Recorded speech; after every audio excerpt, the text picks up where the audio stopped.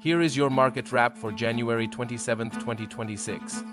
System liquidity opened at an exceptionally high 6.13 trillion naira, reflecting a sharp 2.22 trillion naira increase from the prior session, largely on the back of sizable OMO maturity inflows.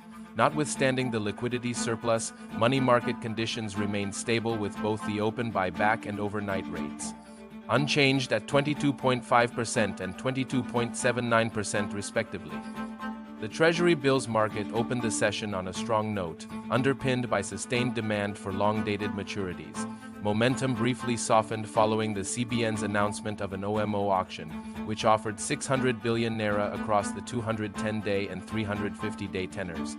However, despite robust total subscriptions of 4.03 trillion naira, the CBN made no allotments there by leaving system liquidity largely unchanged. The absence of OMO supply further strengthened demand for NTBs, driving the 21 January and 7 January bills below the 17% psychological level to close around 16.9%. The average benchmark yield declined marginally by 1 basis point to settle at 18.45%.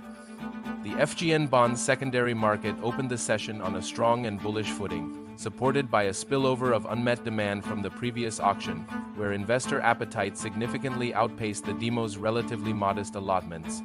Trading activity was largely focused on the mid-tenor segment of the curve, with the February 2034 and January 2035 bonds closing at 17.1% bid and 16.9% offer. Despite pockets of aggressive buying, the weighted average benchmark yield ended the session unchanged at 16.72%. The naira strengthened at the official window, appreciating by 17.73 naira to close at 1,401.22 naira per dollar in the NAFEM market, while the parallel market remained unchanged at 1,490 naira per dollar.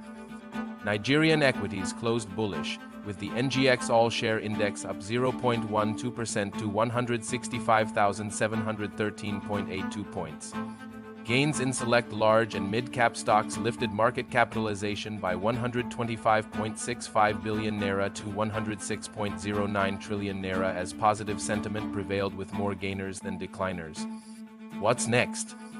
In the fixed income market, demand is expected to remain strong as investors lock in high yields ahead of potential policy easing.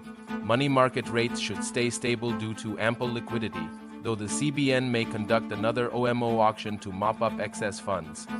Stay tuned for further updates. Visit our website at www.eradpartners.com for daily market insights.